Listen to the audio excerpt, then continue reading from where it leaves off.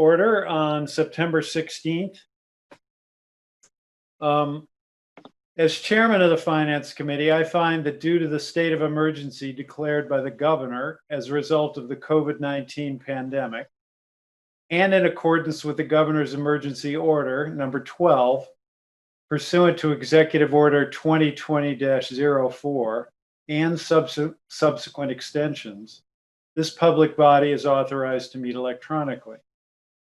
Please note that there is no physical location to observe and listen contemporaneously to this meeting, which was authorized pursuant to the governor's emergency order.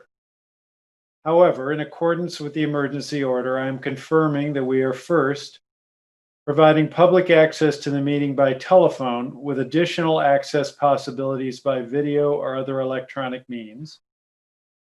To access Zoom, please refer to the agenda or the city's website for the meeting link.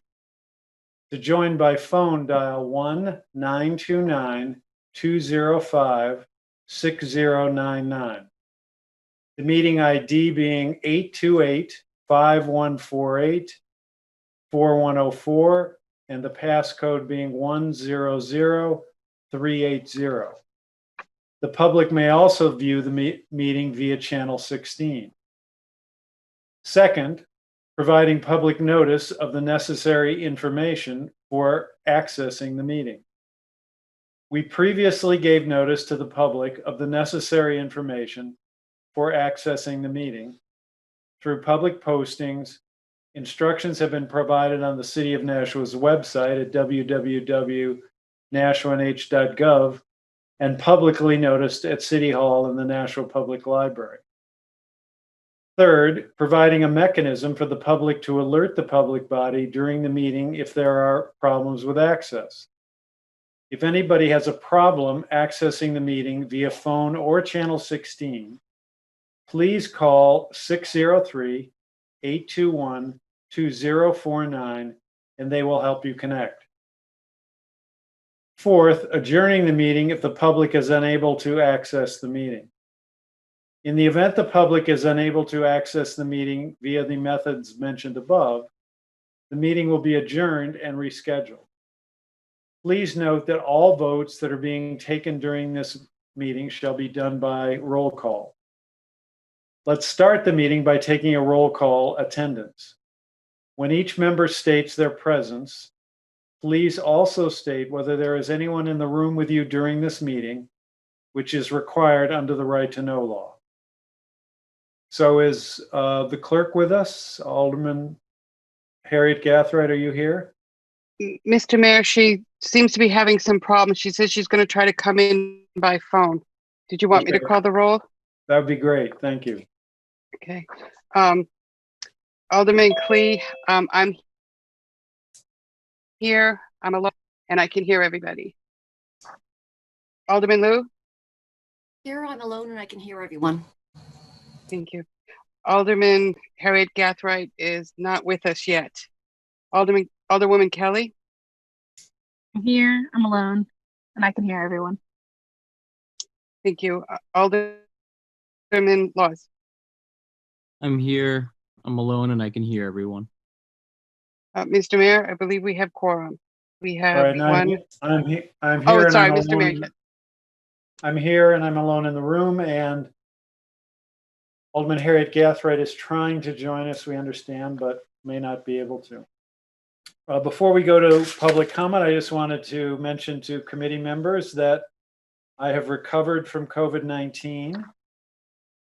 I've been officially cleared by public health. I get my discharge notice today saying that I've completed my 10 days of isolation, and having been symptom-free for quite a while, I'm free to resume normal activities, which I intend to do, but with the appropriate degree of caution.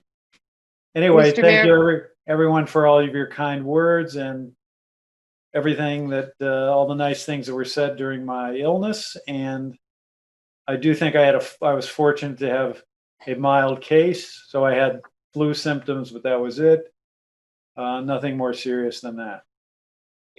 Mr. Mayor, I apologize. I omitted, I was looking at the list and I did not see Alderman O'Brien's name. Oh, okay, Alderman Alderman O'Brien. O'Brien? I am present and I am alone and I can hear the proceedings and thank you for remembering me. That gives us 6 members. Mr. All Mayor. right, public comment. Is there any member of the public who would like to speak to the committee? Okay, communications. A communication from Kelly Parkinson, purchasing manager, and in the absence of Alderman Harriet Gathright, I will go to Alderwoman Clee. Thank you.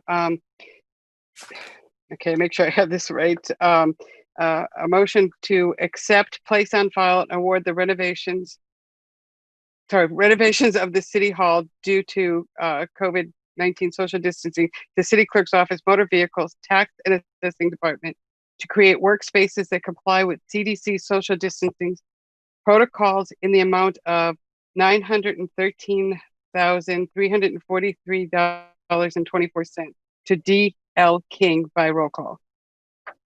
And I believe Ms. Kleiner is here to address this. Yes, she is. Good evening, Mayor, members of the committee. So you may remember back in July, we brought forth a contract with Dennis Myers, who was hired to perform some space assessments, meet with staff, and design some bid set drawings and specifications for building modifications that needed to occur in order for city departments to be have certain comply with the CDC social distancing protocols. Back in June, the safety committee that worked with the Emergency Operations Center did some assessments of City Hall and other city buildings, and they made some recommendations that 3 departments have some modifications to them. They are motor vehicle and tax, assessing, and city clerk's office. So working with Dennis Myers, he put together these bid set drawings. We went out to bid for the first time back on July 17th. We received 3 bids, but then realized that the RFP had not been advertised and had some deficient language for federal funding. So we pulled it back and then reissued it with the appropriate language on August 19th. A mandatory walkthrough was conducted. We had a number of firms attend, and proposals were due by August 31st. As you'll see in Ms. Parkinson's memo, we did initially receive 3 bids for the job. Only 2 of them, after proper review, were rejected because they were non-conforming. So non-conforming in they were missing required documentation. Some had failed to list subcontractors, didn't have a qualification statement, or were not did not include the proper federal provisions. That left D.L. King for $913,343.24. This bid was reviewed by a committee of city staff, and I'd like to thank Director Marchant for sitting in with us with her significant building knowledge. And that bid was found to be brought forward to you this evening. I would like to say that this past week, we have removed all furniture from the areas, preparing for construction, which we hope to start on Monday after a startup meeting to go over proper rules and procedures with the contractor. And I'd like to thank Jen DeShays and her team for overseeing the moving of all that furniture, the moving of packs to the finance area, and we're ready to start construction if the committee so sees. Comments, questions? Oh, and now Alderwoman Harriet Gathright is with us, I believe. Hello, Linda. Yes, hello. Sorry about that. I had a hard time tonight. It's been a long day. Double duty. Right. All right, any questions or comments on the City Hall? have a question. Alderman O'Brien. Well, thank you, Mr. Mayor. Mine is just really a comment. It seems to be prudent while City Hall is in a shutdown at this particular time. This is the proper time to do this type of work and to get it prepared. I think when we open it back up, hopefully the work will be completed and the City Hall will be more accessible and a better place and a safer place, it seems, going with the CDC guidelines and everything. So I think it's timing is everything, and I compliment you for doing it now, less disruptive to the citizens. Thank you. Anyone else, questions, comments? Could the clerk please call the roll? I have a question. My hand was up. Oh, sorry. Who's speaking? Alderwoman Kelly. Alderwoman Kelly. Thank you. Thank you for bringing this forward. Obviously, COVID-19 precautions are prudent. I just wanted to know two questions. I wanted to know what the time frame to getting this done is. It may have been in the notes, but I just wanted to reiterate it. Sure. So, sorry. No, I was trying to decide if I should ask both questions. And my other question was just like, can you, just for everybody listening, like give a quick overview of what things are being done? So you said removing the furniture, but are there other pieces? Certainly, Mayor. So the construction timeline, assessing and motor vehicles and tax, because of where they're situated in City Hall, one right over another, those two areas will be done simultaneously. So we should see assessing and motor vehicles and tax completed in mid-November. The city clerk office will be done after that, and there's a few thoughts there. Motor vehicles is currently located in our auditorium and servicing our residents very well, actually. We have a system that has been designed between risk management and motor vehicles, and we have an appointment system, and residents are being able to come in and conduct business in motor vehicles in that auditorium.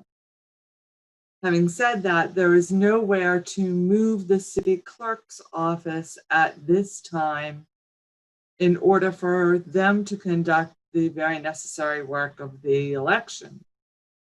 So once motor vehicles is complete in mid-November, they will be moved back to their area, and the city clerk will then proceed to the auditorium.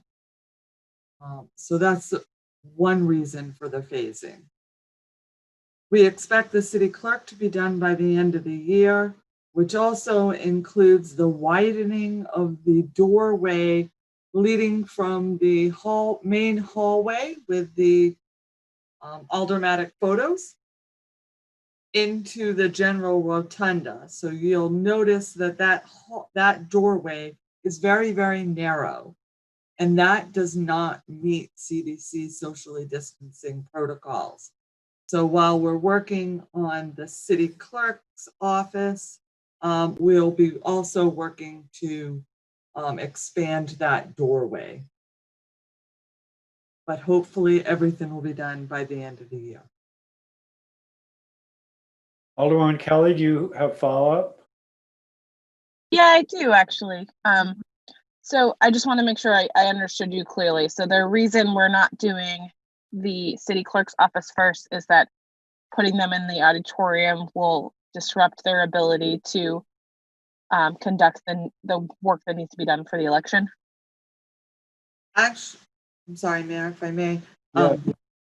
So the motor vehicle department has been in the city auditorium for some time now, a couple months.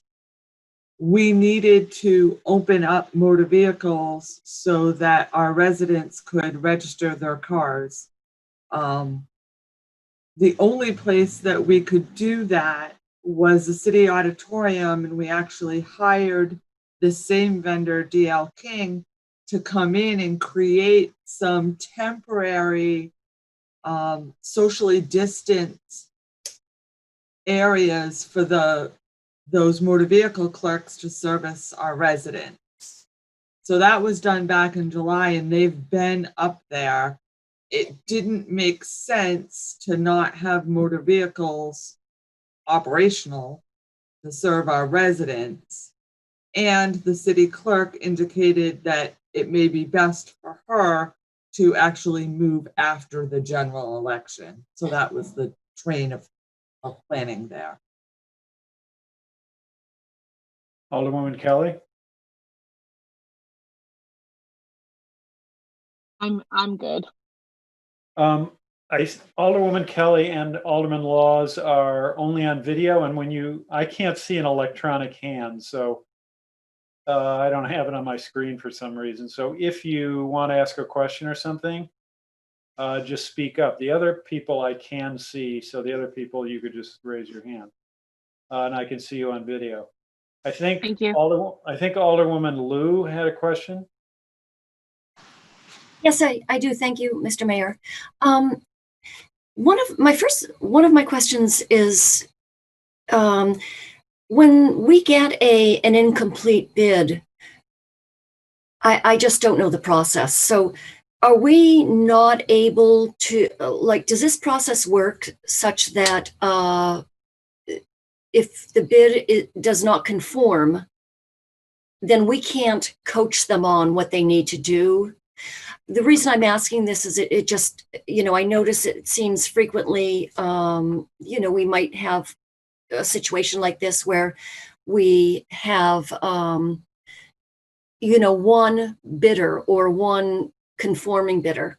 So my question is that the way it is we can't just go back and ask them to fix something or conform to the requirements?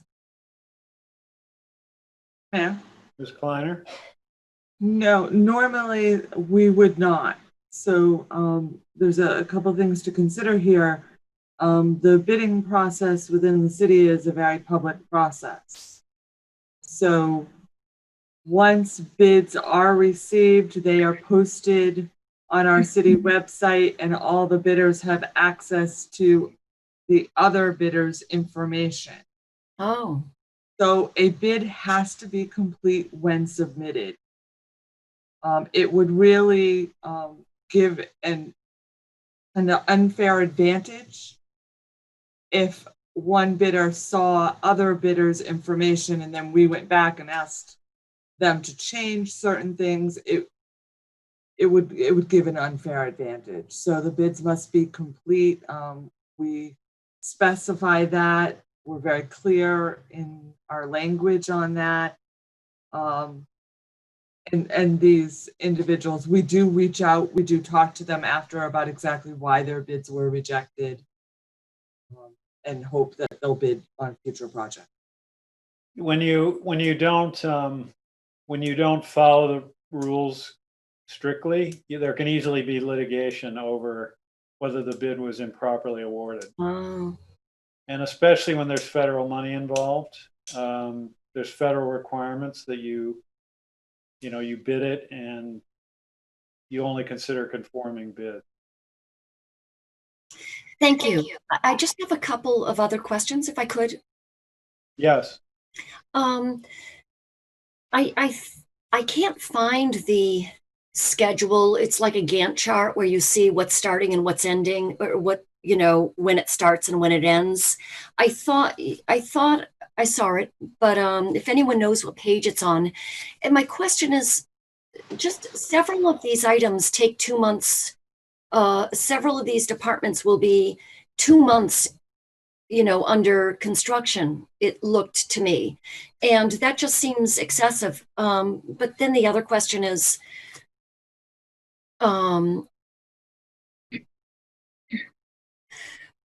do we feel, are we trying to get the ADA compliancy done at the same time, or is that required by federal requirements, because we have some federal funding that we also have to take care of any non-conforming ADA issues? So that's 2. Sorry. So yes, it is required that when we are making the building modifications that we also conform to ADA requirements. So yes, that will be completed both in motor vehicles and in assessing. They will have ADA functioning service counters. And all doorways, all access areas into those spaces will have ADA access. And then the other, for the timeline, I apologize on the bid. I was going to Page 49. Page 40. You're amazing. 49. Yes. Mine's not page numbered, but certainly, Alderwoman Lou, we could send that out to you. That's okay. Some of the time is these workstations that we are putting in motor vehicles and in assessing. These need to be constructed by subcontractors. They'll be specifically designed, and that encounters some of the lead time, is these specific counter areas that need to be constructed in mill.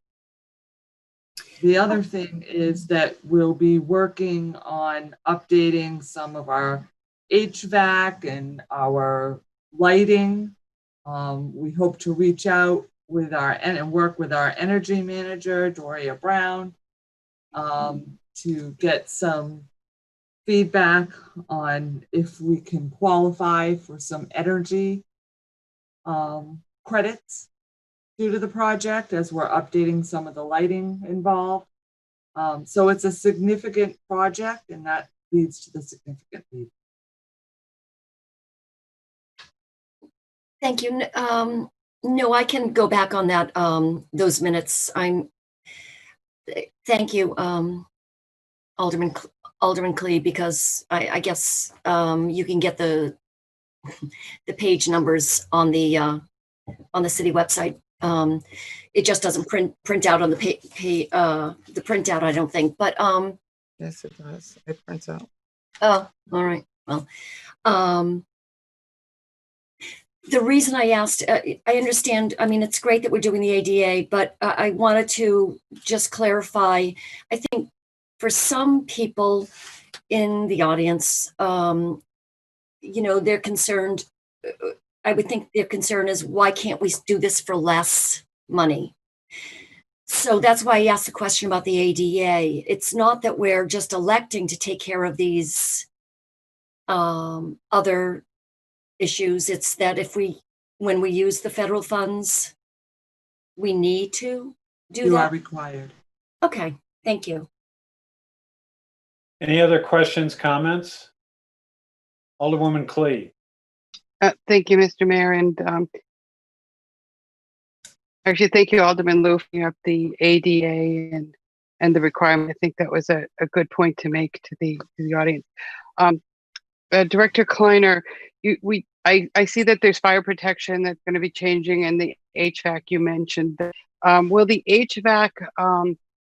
I'm glad to see that we're going to try to do energy efficient and so on, but will that also increase the recirculation of the air, and therefore even help with the virus? Will we be beefing it up, so to speak, or are we just going to be kind of replacing what the HVAC areas that we're talking about here?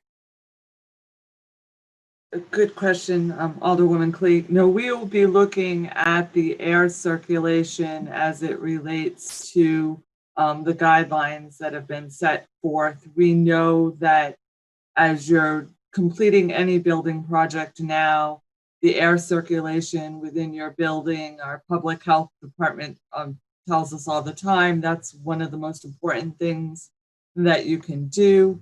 One of the reasons our ductwork will need to be changed is there's a significant moving of walls.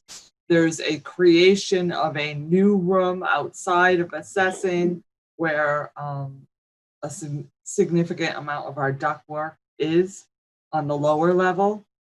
So those areas will all need to be looked at and have a redistribution. Mr. Mayor, I have a couple more Yes. questions. Thank you so much. So relative to the fire protection, that would be in the same thing. We're going to be moving walls and doing things like this. So we need to ensure that that is working safely and upgrade if necessary to meet any kind of standards. Is that correct? That is correct. Okay.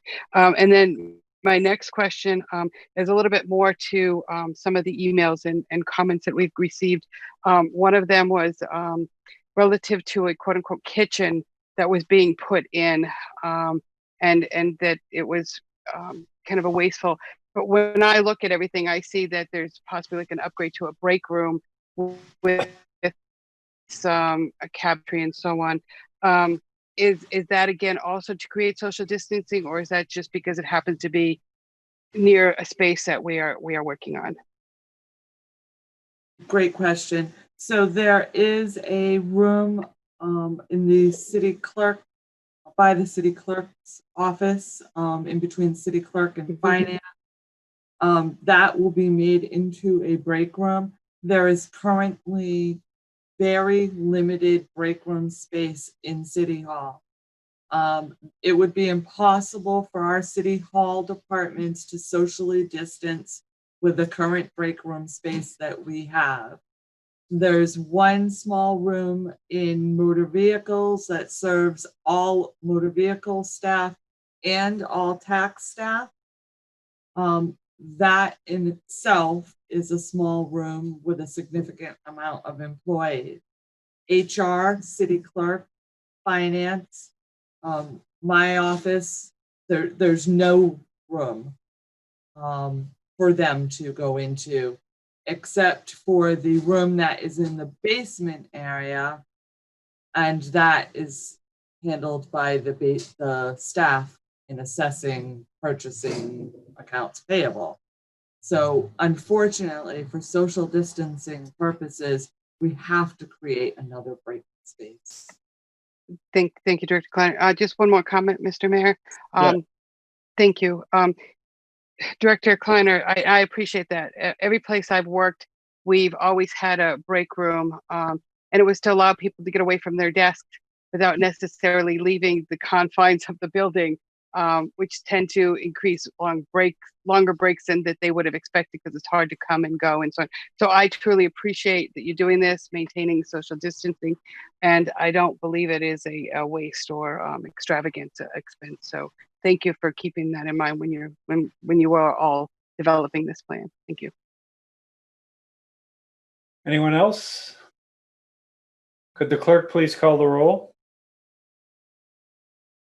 I'm sorry, Mr. Mayor, I thought of something else, if I could just ask. Yes. Is it common or is it general practice at this point in time to install bulletproof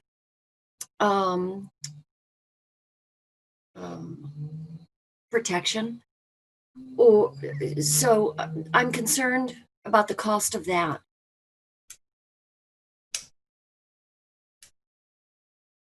So Mayor, if I may, Yeah. you know, I was on a phone call today where someone that we were dealing with from another city brought up a shooting that had occurred in 2 different municipalities within New Hampshire. Is it common these days? Yes. I would say it is common, unfortunately. And I find that unfortunate.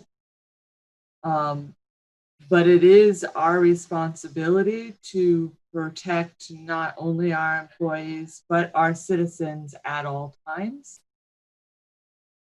You'll find this type of glass installed in many different public areas, stores, banks, anything that has access to the public.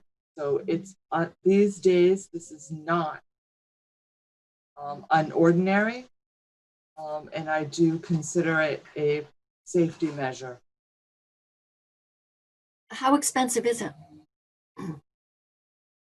Relatively speaking, it is not that much more expensive than the alternative that we were given. But we felt that it was necessary. It was adding somewhere around $30,000 to $40,000 overall in the project. Okay. All right. Thank you. Mr. Mayor, if I could, Alderwoman Kelly. thank you. Likely through you to Director Kleiner. I was just wondering if there are any renovations being done to the Aldermanic chamber. I know we just renovated it, and I know that some of the renovations were not COVID friendly, and would love to eventually get back into our chamber. I would love you to be back in your chamber. So to that point, the chamber came out, in my opinion, very well. And I'd certainly like to thank our city building staff for that. And that was DL King. So we're very proud of that. At this time, it does not include any modifications to the chamber, which would be somewhat difficult with the limited space. We had difficulty fitting in the new counter areas for the horseshoe with the limited space that you have within that room. We do have some modifications that will be coming. They're not directly connected to this project, but some modifications to room 208 in a future project. So that we can create some additional meeting space.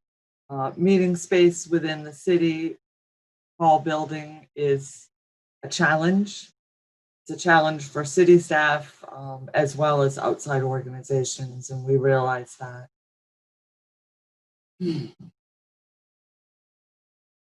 Anyone else? Could the clerk please call the roll? Absolutely. Alderman Clee, Yes. Alderwoman Lou, Yes. clerk says yes. Alderwoman Kelly, Yes. Alderman Laws,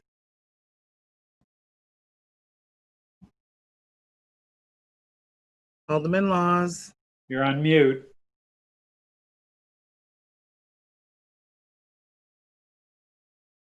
Alderman O'Brien, Yes. and Mayor Dodges. Yes. Motion passes. Now, if you don't mind, Director Tim Cummings is here on the third item. He's got childcare duties Okay. tonight, so he has a young son, so who needs some fatherly care. So could we go to the third item, which would be the snowplowing contract? Yep. Okay. Mr. Mayor, I motion to accept, placed on file, and approve the extension for snow plowing and optional sand/salt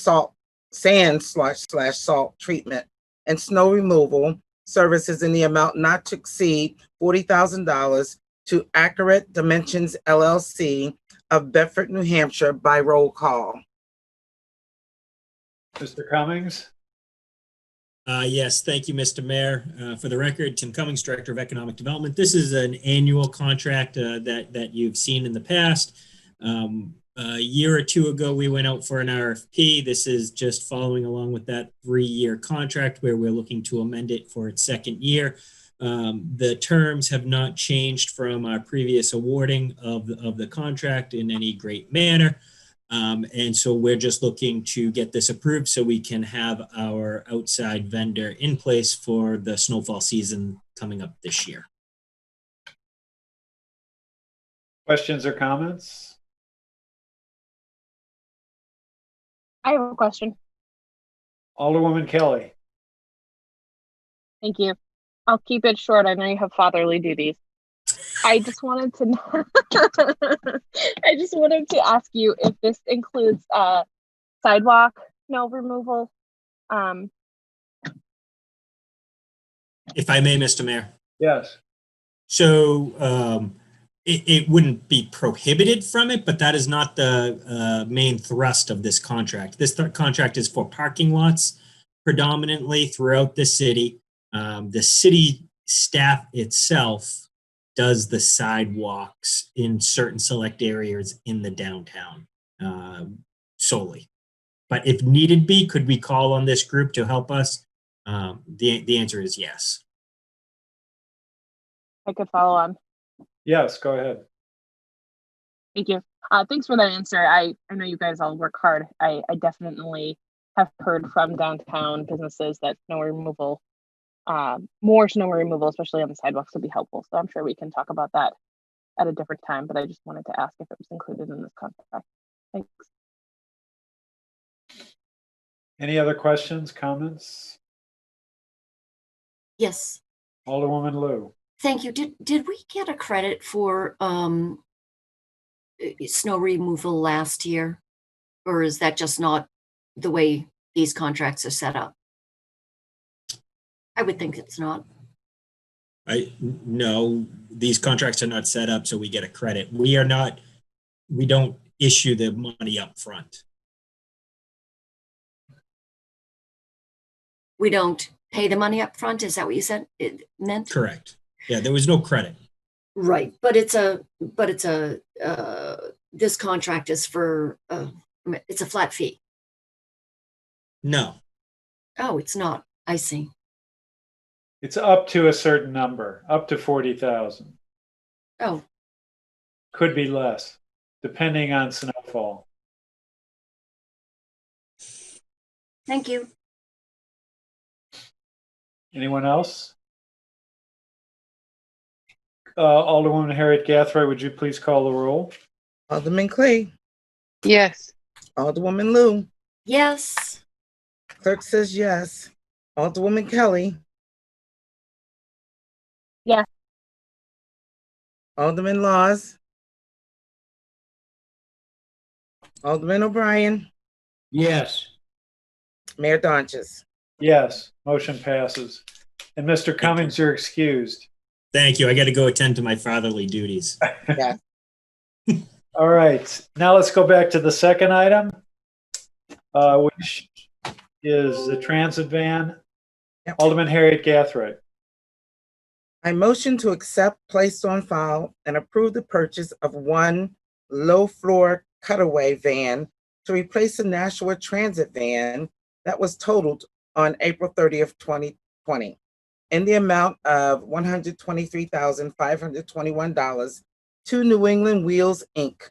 This purchase will be funded by the FY21 SURF account by roll call.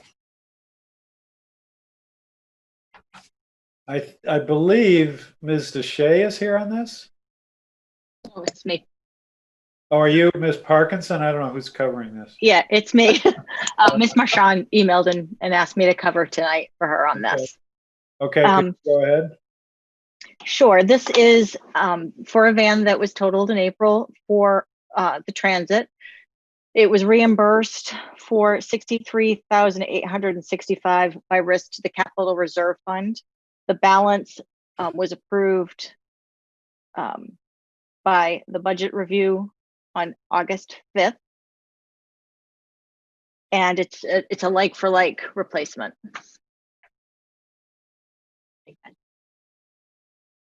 Questions? Alderman O'Brien. Thank you, Mr. Mayor. I know the answer because we've had these situations that have occurred before. As with anything else, you put a vehicle on the road, you can expect an accident to happen. But however, I'm referring to an email that I think all us aldermen have gotten by one concerned citizen that was basically, I don't know if it was accusatory, but the question was raised.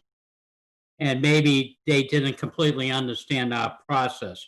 So I'm gonna, for that particular person and to the general public, when we do have part of the city equipment that is involved in an accident such as this, and when it's appropriate, if we can get insurance money, that money, can you just reaffirm that that money does somehow travel back and get into SURF and replace the costs to the to that particular item? I just wonder if, I'll throw it out there, if somebody can just verify that is our procedure. Well, Ms. DeShay is here from risk, but basically the amount that we can recover from insurance, yes, goes into SURF, but it doesn't necessarily cover the entire cost of replacement, a new vehicle. Right.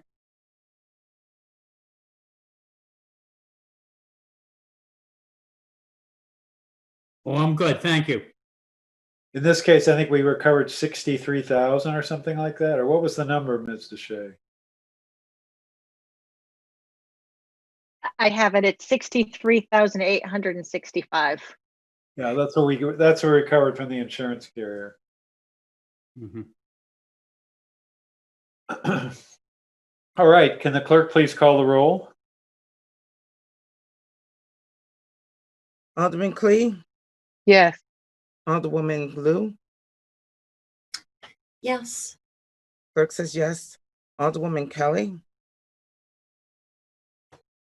Yes. Alderman Laws. He's not there. Yes, he is. Alderman O'Brien Yes. and Mayor Dodges. Yes, motion passes. Next item, Alderman Harriet Gathright. Okay, I motion that the Finance Committee has complied with the city charter and ordinance pertaining to the record of expenditures for the period from August 28th, 2020 to September 10th, 2020 by roll call. And we have Mr. Mansfield, who is going to address this communications tower. Just thought I'd check in on you. Well, Thank you, Mr. Mayor. Okay. Bill Mansfield, I'm the radio systems manager for the city of Nashua. All right. All right.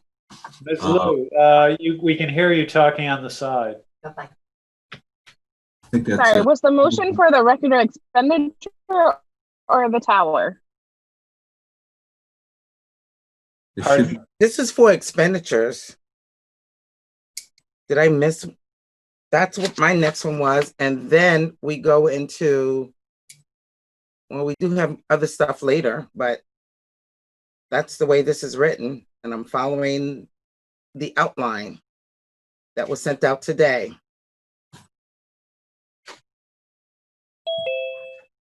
Alderman Harry Guthrie, maybe just because you went out of order, I think there was an additional piece of business that got skipped. What? We've done items 1, 2, and 3 at this point. Just All right. All right. I see 1, 2, 3. Oh, sorry. I'm sorry. You're fine. Should I No read problem. it now? You're right. You're right. Okay. I motion to accept, placed on file, and award the tower foundation and installation of, I need light, of an 88 monopole public safety communications tower in the amount of $109,970 to Green Mountain Communication by roll call. Thank you. All right, Mr. Mansfield. Now we're on the right item. Yes. I'm back. I'm Bill Mansfield. I'm the director for the. A few weeks ago, before the finance committee to purchase an 80 monopole tower that was approved at that point in time. This tower, just to revisit the project for Tesla Farm Drive to move our communications equipment off of the water tank owned by Pennachuck Waterworks and moving it onto a tower at that site. A few weeks ago, the purchasing department went out to bid, requesting bids from various vendors to basically construct the foundation of the tower and to the tower and the antenna mounts the tower. Last week we received 3 bids. One of them was from Nexus. They were disqualified due to the fact that they had some, they were missing documents in their bid. And the next bidder, next low bidder was Green Mountain Communications from Pembroke, New Hampshire. And they had a bid of $109,970. And that is to basically hammer the ledge that's up at that site, pour a foundation, and then assemble and get the tower operational to include the light on top, which is required by the FAA. The funding for this is going to be provided through a CY Communications Capital Projects account. I know that was missing off the another document, but this was pulled together kind of quickly, and I apologize for that. So. Okay. And maybe just fill people in on what the communications, what the tower will do for emergency communication. So currently the antennas for all the public safety radio communications, matter of fact, it's not just public safety, it's all radio communications that are associated with the city. That is one of the 3 tower sites, or one of the 3 sites that we have in the city. If we lose this particular site for any reason, we lose a quadrant of the city's radio communications. So that would involve police, fire, EMS. It would also include the Public Works Department, the Sewer Department. Anybody in the city that has a radio would be affected by this. It's important that we get this, the antennas off of this tower as soon as possible, off the water tanks as soon as possible, so Pennachuck can continue with replacing the water tank at that site. So, does that answer your question, Mr. Mayor? Yeah, I just wanted to make sure everybody understood what this is all about. Any questions or comments? Could the clerk please call the roll? Alderman Clee. I'm sorry, Mr. Mayor, I think Alderman Dow did have a comment. Oh, Alderman Dowd, I didn't see you. Sorry. He's muted. All right. Just real quick, all the other parts of the tower project have been approved, and this is required by the city. And this is just for the foundation, so recommend approving it. Alderwoman Lou. Yeah. This is just for the foundation? This isn't the whole thing? No, we if I may, Mayor. Please. A few weeks ago, we had already received approval for the tower manufacturing itself. This is just for constructing the foundation for the tower and assembling the tower on site and having it ready to have the antennas mounted on it.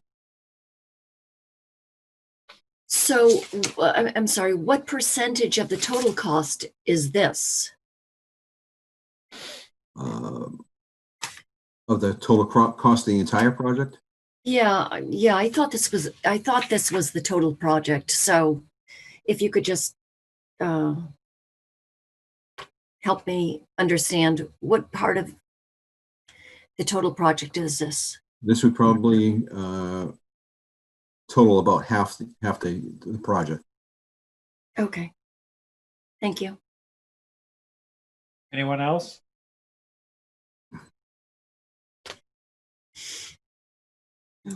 Could the clerk please call the roll? Alderman Clay, Yes. Alderwoman Lou, Yes. clerk says yes. Alderwoman Kelly, Yes. Alderman Laws. Yes. All right. All right. Alderman O'Brien. Is he? Alderman O'Brien. You're muted. Yes. And Mayor Donches. Yes, motion passes. Yes. All right, unfinished business, we have none. New business resolutions, we have none. New business ordinances, we have none. Record of expenditures, is there a motion on the record of expenditure? Yes. I motion that the finance.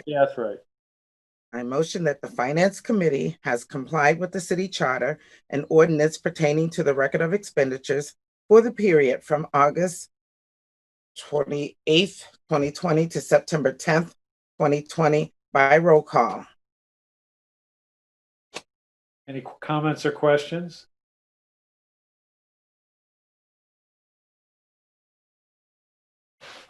Could the clerk please call the roll? Alderman Clee, Yes. Alderwoman Lou, Yes. clerk says yes. Alderwoman Kelly,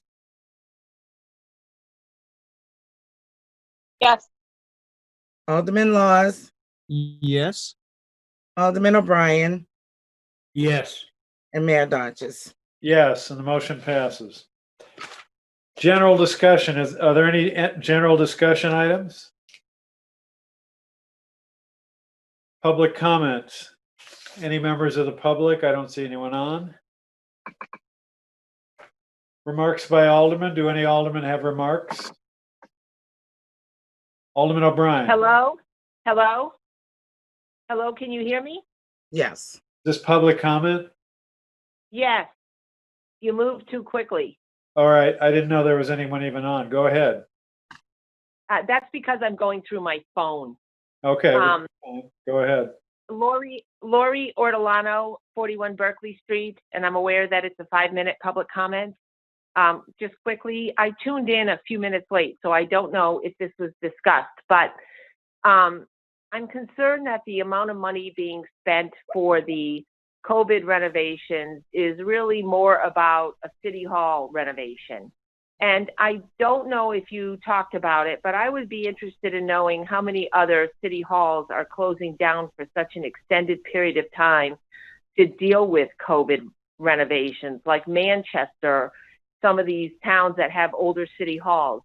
One of the concerns I have is, I know, and you all know, that I've been actively involved in gathering information out of the assessing office, but also other offices as well.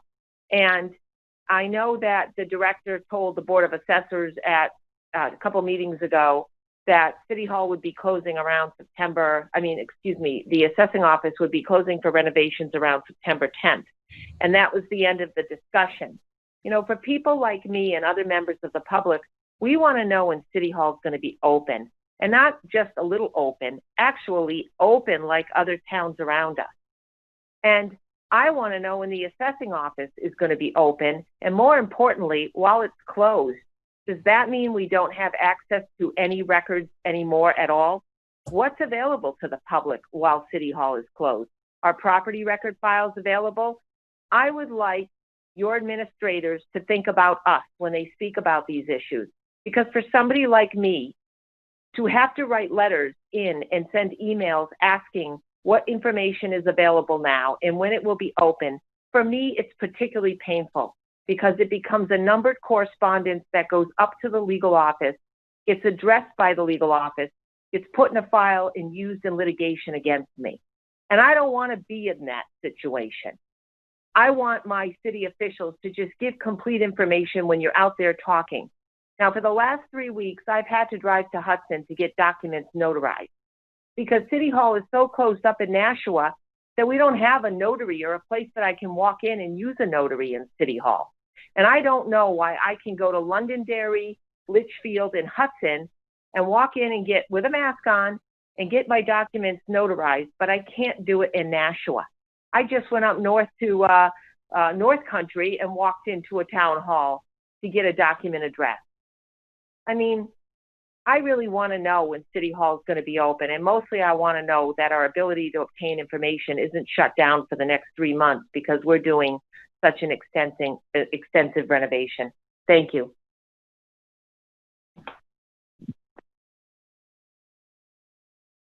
Thank you very much. Remarks by Alderman. Alderman O'Brien. Thank you, Mr. Mayor.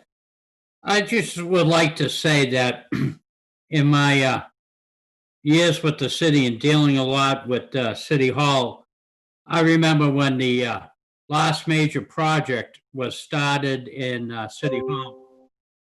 And that was the addition. And I think about 1982, that's the back section. And that's where some of the building permits and everything. But I'm glad that we are doing these renovations. I think if the citizens, when City Hall does become open up, maybe we should have a tour to get to see some of the offices that we ask our city employees to work in. Some of them are almost like a closet, you know what I mean? Yet these people do their diligence and do their job, and they do it commendably. You got to remember the building was built, our City Hall was built, I think, part of the WPA project that was going on during the Great Depression. And a lot of modernized things didn't exist. Nobody really knew some of the things that the future would lend itself into. And so maybe in the future, it's time to talk maybe a new City Hall or something like that. But I like the old building. I think it has character. It adds to the Main Street. It's identifiable and it works right now. And but like everything else, you don't paint the house, it don't look as good. And so I support these projects that go on. And I would also like to thank the men and women of our city who do work in cramped spaces. I think they're doing a fine job. Thank you. Any other remarks by Alderman? Alderwoman Clee. Thank you, Mr. Mayor. I'd like to kind of tag on to what Alderman O'Brien said. Tours, how about after COVID is gone and done, and then we can do some tours. But I want to thank Alderman Linda Harriet Gathright for joining us. The public had to listen to me try to fill in for her for a very short period of time, and you've done them a good service by coming, and they didn't have to listen to me anymore. So thank you for doing that. I also want to thank everybody for all the work that they've done on this design and so on. And I want to see our City Hall open, but considering that we've just had a few employees that had tested positive, including you, Mr. Mayor, I think it's important for us to move slowly and that we don't put the public in harm's way. So I appreciate us doing things as much as possible as we are. I also appreciate the fact that we've been doing more and more things online to allow residents to have access to different types of information. So thank you so much. Alderwoman Liu. Thank you. I never thought I'd want to say this, but I'm going to say I want to echo Ms. Ortolano. Sometimes she can express herself more clearly than I can, but I think that when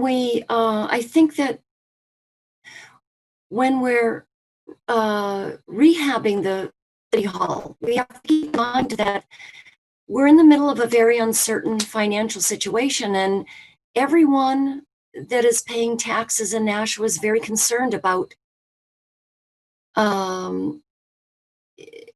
additions to our spending. There are a lot of people who are not able to or willing to use the internet for conducting business with City Hall, and I don't understand why we can't continue to have parts of City Hall open while other parts are being rehabbed. I think Ms. Orlano's comments are felt by many people, and you know, we can. I just don't. I think we have to take them into consideration. That's all. Thank Well, you. if we do take them into consideration, the parts of City Hall are open. People are going in for automobile registration and other issues. Other things are being done remotely. Yes, Nashua has been more cautious than some other communities like Manchester. They opened their pools. We did not. Of course, there have been outbreaks at pools. There was criticism around that. And then there were outbreaks right around here, and they had to close the pools in other places. In addition, we stopped running the fixed route bus system for a time, for quite a while. Manchester did not. On the other hand, we have fewer cases than Manchester, a lot fewer than Manchester. Now, maybe that, you know, some of that is due to the efforts we've taken. Now, in terms of City Hall, 2 or 3 weeks ago, we were being asked, well, why is City Hall not fully open? There hasn't been any outbreak in City Hall. Well, now there has been. So we don't know when, you know, exactly when an outbreak is going to occur. Doesn't mean that Manchester's more open than we are, that they will have an outbreak, but they could. I can testify to the fact that it can sneak in unexpected ways that you don't even think are possible. And so in trying to balance the needs of servicing the public with public safety, we're following the recommendations of the health department, of the CDC, of medical experts in terms of trying to make sure that everyone, including city employees, but maybe most importantly or equally importantly, the public, that everyone is safe. If you know someone whose family has been affected by this, not like me, mine wasn't that serious, but in a serious way, like a fatality, which some of us know, I can guarantee you that if you ask those families, well, are we being too careful? I think the answer clearly is no, we're not. So we're trying to reach an appropriate balance, and of course, there's going to be criticism, but I think in my opinion, the majority of citizens believe we're acting responsibly, that we're concerned about their welfare, and that we should continue to consider the science as we move forward. Anyone else? All right. I believe there's a non-public session. Yes, Is there a motion on that? yes.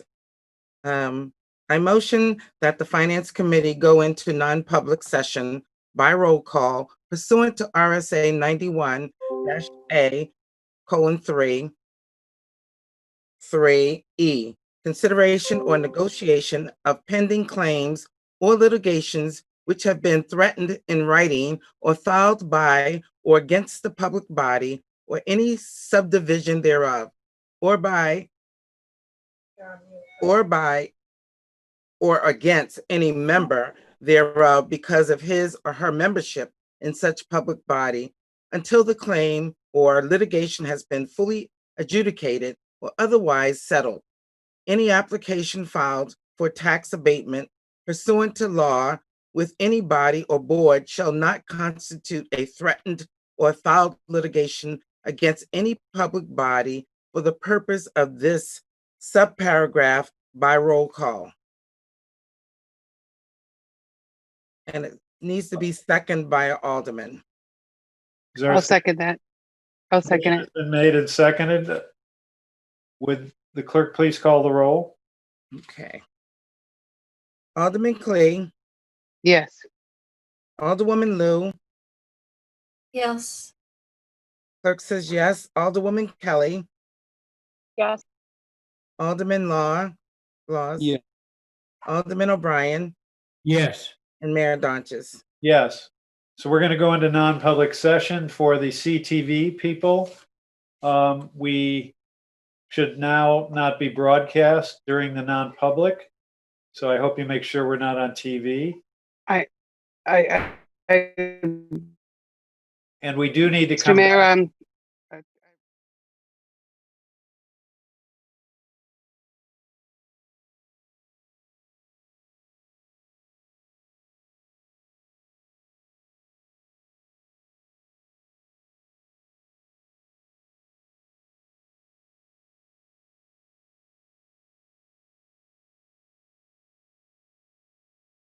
yes.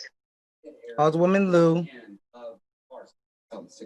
Yes, and someone has their radio on behind them. probably me. There we go.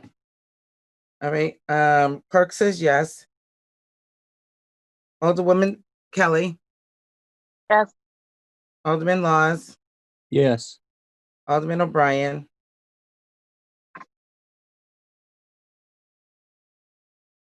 you're on mute, Alderman O'Brien. Sorry, spacebar didn't work. Yes. And Mayor Donches. Yes, motion passes. Yep. And that concludes the business regarding the non-public, correct? Yes. Alderwoman Clee, Yes, thank you, Mr. Mayor. I motion to adjourn the meeting by roll call. Ms. Harriet Gathright, Okay. Alderman Clee, Yes. Alderwoman Lou, Yes. clerk says yes. Alderwoman Kelly, Yes. Alderman Laws, Yes. Alderman O'Brien, Yes. and Mayor Donches. yes, and thank you all for attending, and the meeting of the Finance Committee is adjourned at 8:30 p.m. Okay. Have a good night.